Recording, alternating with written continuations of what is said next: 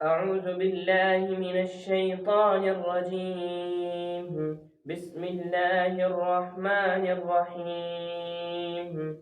لإيلاف قريش إيلافهم رحلة الشتاء والصيف فليعبدوا رب هذا البيت الذي أطعمهم من جوع وآمنهم من خوف. صدق الله العظيم. الحمد للہ رب العالمین والصلاة والسلام علی سید المرسلین وعلی آلہ واصحابہ الغر المیامین. اعوذ باللہ من الشیطان الرجیم. بسم اللہ الرحمن الرحیم. لإیلاف قریش ایلافہم رحلۃ الشتاء والصیف. یہ سورہ قریش حضرت رسول پاک صلی اللہ علیہ وسلم پر مکہ مکرمہ میں نازل ہوئی ہے، اور اس سورت کا نام سورہ قریش ہے اس لیے کہ اس سورت میں قریش کو مخاطب بنایا گیا ہے. قریش سے اس میں خطاب کیا گیا ہے. اور اس سے پہلی جو سورت تھی سورۃ الفیل، اس میں بھی قریش مکہ کے سرداروں کو خطاب کیا گیا تھا. پہلی جو صورت رہی ہے سورۃ الفیل میں تہدید کا اسلوب تھا، تخویف کا اسلوب تھا. قریش کو ڈرایا گیا تھا، دھمکایا گیا تھا، اور اس انداز میں ان کو یہ بات بتلائی گئی تھی کہ وہ بیت اللہ کے رب کی عبادت کریں. اگر بیت اللہ کے رب کی عبادت نہیں کریں گے، بیت اللہ کا جو حقیقی حق ہے اگر اس میں وہ کوتاہی کریں گے، تو جس طرح سے اللہ نے اصحاب الفیل پر عذاب نازل کیا، اسی عذاب کے وہ مستحق ہو جائیں گے. اور ان کو تہدید کر دی گئی تھی، ڈرا دیا گیا تھا، بتلا دیا گیا تھا کہ وہ بیت اللہ کے تقدس کو، اس کے روحانی اور معنوی تقدس کو پامال نہ کریں. اگر وہ ایسا کرتے ہیں تو اپنی عاقبت کو خراب کریں گے، دنیا میں اللہ کے عذاب کا نشانہ بنیں گے. سورہ قریش میں ان کو یہی بات دوبارہ بتلائی جا رہی ہے، لیکن یہاں جو اسلوب ہے وہ ترغیب کا ہے. ان کو شفقت کے ساتھ اب یہ بات بتلائی جا رہی ہے کہ دیکھو، اس بیت اللہ کی برکت سے اللہ رب العزت نے تمہیں دنیا میں رزق میں فراوانی عطا فرمائی ہے، اور خوف سے اللہ نے تمہیں امن عطا فرمایا ہے. یہ دو عظیم نعمتیں اللہ رب العزت نے تمہیں اس بیت اللہ کی برکت سے عطا فرمائی. لہٰذا اس بیت اللہ کے رب کا جو حقیقی حق ہے اس کو ادا کرو، اور اس کا حقیقی حق یہ ہے کہ اس کی عبادت کی جائے، بندگی کی جائے. فَلْيَعْبُدُوا رَبَّ هَذَا الْبَيْتِ. اس گھر کے رب کی عبادت کرو. گویا کہ اب ان کو شفقت کے ساتھ، ترغیب کے ساتھ یہ بات بتلائی گئی ہے. اب آپ کے سامنے سورت کا مفہوم اور اس کا ترجمہ پیش کیا جائے گا. بسم اللہ الرحمن الرحیم. لِإِيلَافِ قُرَيْشٍ. قریش کے خوگر ہو جانے کی وجہ سے. ایلاف، آلفا یولیفو ایلافن، جیسے آمنا یؤمنو ایمانن. یہ ایلاف مصدر ہے جس کے معنی کسی چیز کا عادی ہو جانا، کسی چیز کا خوگر ہونا، کسی چیز سے مانوس ہونا، کسی چیز سے وابستہ ہونا. یہ سب اس کا مطلب سمجھا جا سکتا ہے. یہاں قریش جس چیز کے عادی اور خوگر ہیں اس کو اجمالی طور سے سب سے پہلے ذکر کیا گیا. لِإِيلَافِ قریش. لام یہاں پر تعلیل کا ہے، یعنی قریش کے خوگر ہو جانے کی وجہ سے. کہ اب اس اجمال کے بعد کس چیز کے وہ خوگر تھے، کس چیز کے عادی تھے، کس چیز سے وہ مانوس تھے، قرآن مجید نے خود اس کی تفصیل آگے بیان فرمائی ہے. ایلافہم رحلۃ الشتاء والصیف. ایلافہم یہ بدل ہے لی ایلاف قریش کا.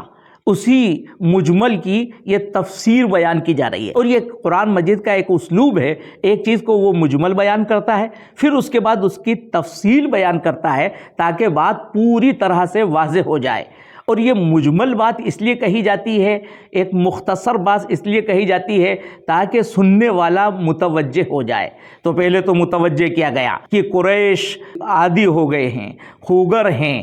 اب کس چیز کے خوگر ہیں؟ اب لوگوں کو تجسس ہوا، جستجو ہوئی کہ معلوم ہو قریش کس چیز کا عادی و خوگر تھے۔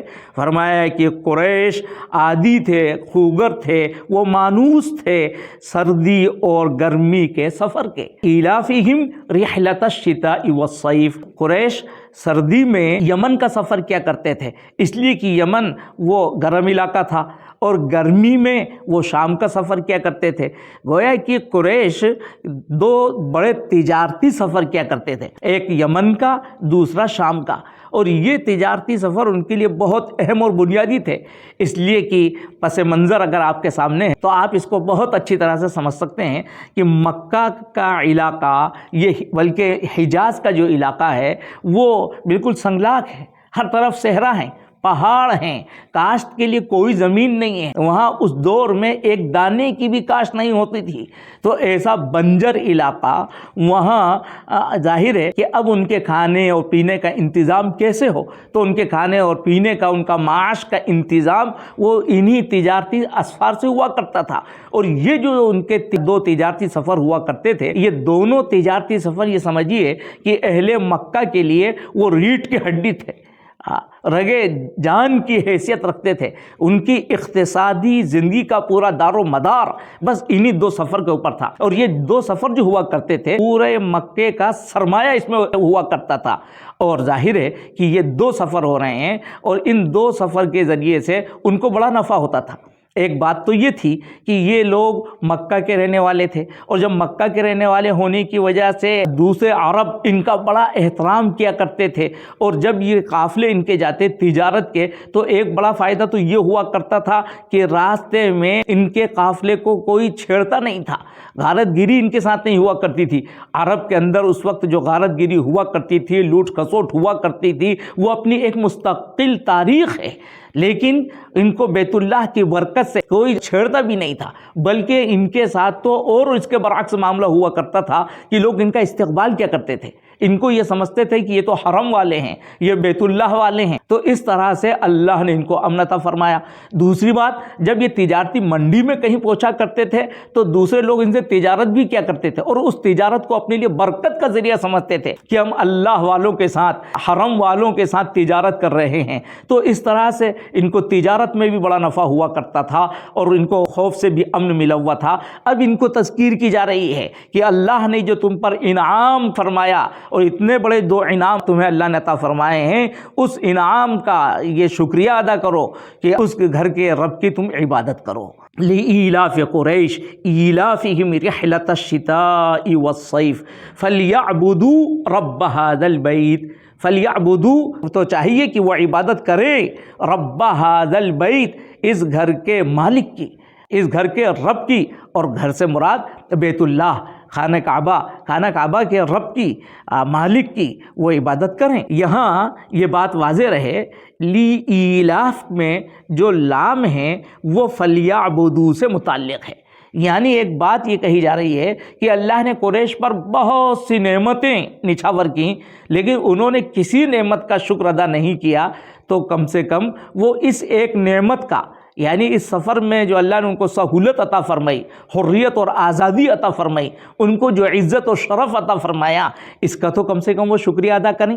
تو اس طور پر ان کو کہا گیا کہ اگر وہ کچھ نہ کر سکتے ہوں تو وہ اس ایک نعمت کی وجہ سے فَلْيَعْبُدُوا لِهَذِهِ النِّعْمَةِ الْوَاحِدَةِ، تو وہ نعمت کون سی ہے؟ لِإِيلَافِ قریش کے خوگر اور عادی اور مانوس ہو جانے کی نعمت، اور وہ سفر کی نعمت ہے جو اللہ نے ان کو عطا فرمائی۔ تو اہل علم نے یوں کہا کہ لِإِيلَاف کا لام وہ فَلْيَعْبُدُوا سے متعلق۔ ایک قول اس میں یہ بھی ہے کہ لِإِيلَاف کا لام وہ سابقہ صورت میں فَجَعَلَهُمْ كَعَصْفٍ مَأْكُولٍ اس سے متعلق ہے۔ اللہ نے قریش کو یہ بھی تذکیر کی اور یہ بھی بتلایا کہ اس اللہ نے ان کو یعنی ہاتھی والوں کو ابرہ اور اس کے لشکر کو ہلاک کیا. کس طرح سے ہلاک کیا؟ فجعلہم کعصف مأکول، کھائے ہوئے بھوسے کی طرح سے اللہ نے ان کو کر دیا. وہ کیوں کیا تھا؟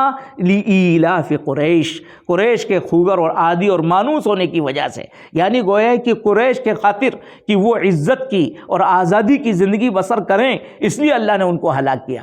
ایک رائے یہ بھی ہے کہ یہ لام اس سے متعلق ہے. بہرحال ابراہہ کا لشکر جو ہلاک ہوا، اس سے بھی قریش کی عظمت بہت بڑھ گئی تھی اور لوگوں کو ان کا اہل اللہ ہونے کا یقین ہو گیا. ارے یہ اللہ والے ہیں، ان کی وجہ سے اللہ نے ابراہہ اور اس کے لشکر کو بری طرح سے ہلاک اور تباہ و برباد کر دیا. اللہ اس نعمت کی بھی ان کو تذکیر کرتا ہے کہ جس اللہ نے تمہیں یہ عزت عطا فرمائی بیت اللہ کی برکت سے، اس بیت اللہ کے رب، اس کے مالک کی تم عبادت کرو. الذی اطعمہم من جوع، جس نے ان کو کھلایا، من جوع، جوع کا مطلب بھوک، بھوک میں کھلایا اور فقر و فاقے میں کھلایا. معلوم ہوا کہ مکہ کی سرزمین جہاں فقر و فاقہ ہونا یہ ایک عام بات تھی، قحط سالی یہ وہاں ایک عام بات تھی، اور اس پس منظر میں، اس ماحول میں، اس سرزمین پر اللہ رب العزت نے ان کے لیے غذا کا انتظام فرمایا، ان کو کھلایا. کتنی بڑی اللہ کی نعمت. اللہ اس نعمت کی یاد دہانی کر رہے ہیں کہ اس اللہ نے جس نے ان کو کھلایا بھوک میں، وآمنہم من خوف، اور ان کو امن عطا فرمایا خوف سے، ان کو خوف سے امن عطا فرمایا مکہ مکرمہ میں بھی اور مکہ مکرمہ کے باہر بھی. معلوم ہوا ہر قبیلے پر، ہر علاقے پر غارت گیری ہو رہی ہے، حملے ہو رہے ہیں، لیکن مکہ کی سرزمین کی طرف کوئی نگاہ بھی نہیں اٹھاتا تھا. وہ کیوں؟ انہیں کہا رہے وہ تو حرم. تو اس کی وجہ سے ان کو مکہ میں امن ملا ہوا تھا. دوسرے قبائل پر حملے ہو رہے ہیں، دوسری آبادیوں پر حملے ہو رہے ہیں، لیکن ان پر کوئی حملہ نہیں ہو رہا ہے. مکہ کے اندر یہ مامون ہے، تو اللہ نے وہاں امن عطا فرمایا. مکہ کے باہر جب سفر کرتے ہیں تو وہاں بھی اللہ نے ان کو امن عطا فرمایا. اس کا تذکرہ کیا وآمنہم من خوف، اور اس نے ان کو امن عطا فرمایا خوف سے. بہرحال یہ اہم ترین صورت ہے جس کے ذریعے سے سب سے اول قریش کو متوجہ کیا گیا، اور پھر قریش کے ذریعے سے سارے انسانوں کو، بلکہ دنیا کے سارے انسانوں سے خطاب، سارے عالم کے مسلمانوں کو بھی اس میں رہنمائی دی گئی ہے، اور اس میں سارے عالم کے مسلمانوں سے رہنمائی ہے. ان کے لیے اس میں سبق ہے کہ وہ اپنا بیت اللہ سے تعلق صحیح کریں. اس سے صرف اتنا ہی نہیں ہے کہ قریش بیت اللہ سے اپنی صحیح وابستگی رکھیں اور ہمیں اس میں کوئی خطاب نہیں ہے. نہیں، ہم سے بھی، دنیا کے سارے مسلمانوں سے اس میں خطاب ہے کہ ان کا بیت اللہ سے صحیح تعلق قائم ہونا چاہیے، بیت اللہ سے ان کی صحیح وابستگی ہونی چاہیے. اس لیے کہ بیت اللہ وہ صرف قریش کا نہیں ہے، بیت اللہ تو سارے انسانوں کا ہے.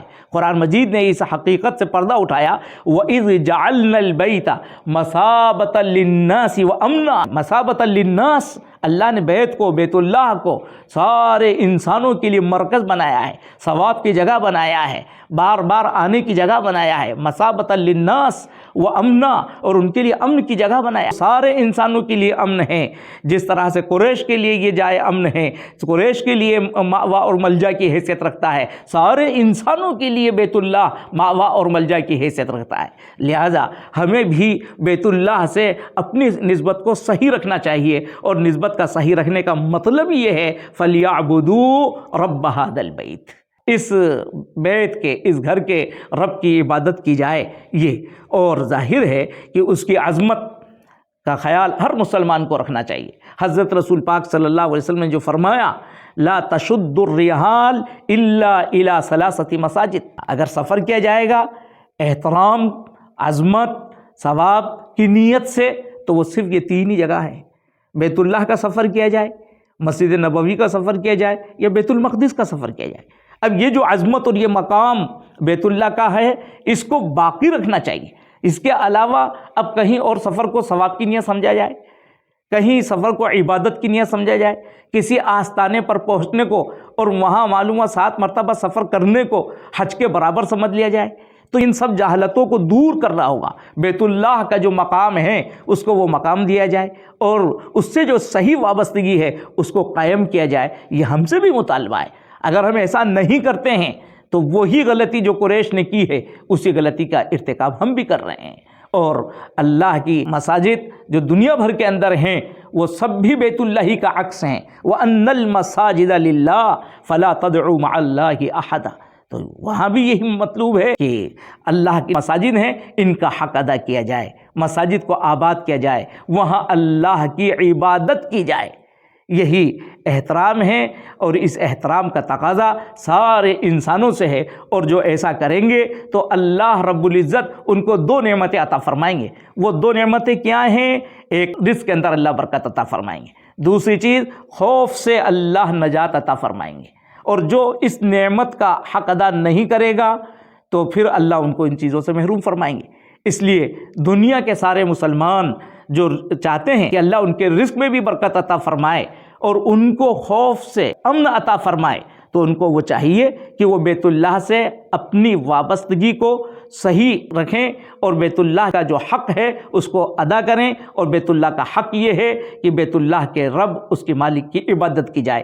اگر ہم بھی اللہ کی عبادت کریں گے، اس سے اپنا تعلق قائم کریں گے، تو دنیا کے اندر رزق کی تنگی دور ہوگی اور یہ جو خوف و ہراس کی کیفیت ہے اللہ اس سے نجات عطا فرمائے گا. یہی وہ واحد راستہ ہے دنیا میں بھی سرفرازی حاصل کرنے کا اور آخرت میں بھی اللہ کی رضا اور خوشنودی پانے کا. اللہ رب العزت ہم سبھی کو اس صورت سے صحیح سبق لینے کی توفیق عطا فرمائے. آمین یا رب العالمین.